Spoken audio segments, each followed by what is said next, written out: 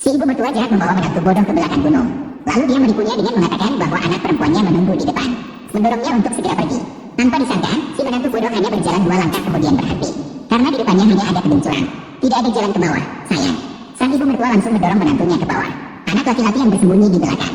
Lalu dia segera menunjukkan asuransi kecelakaan yang dibelikan untuk istrinya. Menunjukkannya kepada ibunya.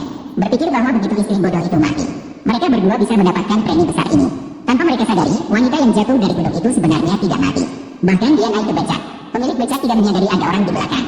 Dengan kebetulan, dia berhasil melarikan diri dari tempat itu. Untuk memastikan apakah wanita itu benar-benar mati, suaminya segera datang ke kaki gunung untuk memeriksanya.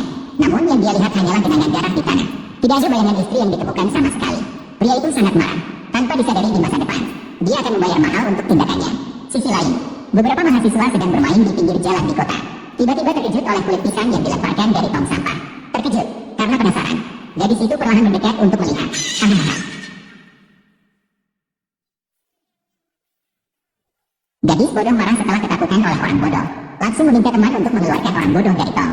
Namun orang bodoh melihat liontin gadis itu. Secara instan teringat sesuatu. Tanpa sadar ingin menyentuh kalung gadis itu.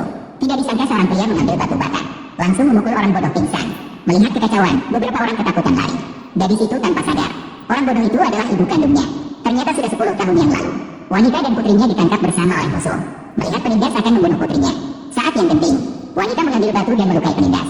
Barulah ada kesempatan untuk melarikan diri dengan putrinya. Namun melihat penindas akan segera mengejar, wanita mengeluarkan kalung warisan dan membakarnya. Terbakar merah menyala, membakar tanda pada lengan putrinya, agar putrinya bisa mencari kakek di kota dengan tanda tersebut. Kemudian, dia membakar tanda yang sama di lengannya sendiri, agar mudah dikenali oleh putrinya di masa depan. Namun, pada detik berikutnya, musuh mengejar mereka. Gadis itu bersembunyi di bawah lereng bukit, melihat ibunya ditangkap dengan mata terbuka. Kemudian dengan sedih mengambil kalung yang jatuh di tanah. Dengan dia bersumpah untuk menemukan ibunya.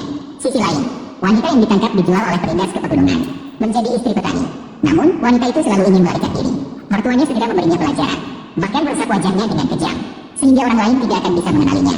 Namun, pada saat itu, petani melihat tanda di lengan wanita itu lagi. Memberi tanda pada dirinya sendiri, aku akan membuatmu hancur. Kau hanya bisa menjadi istriku seumur hidup.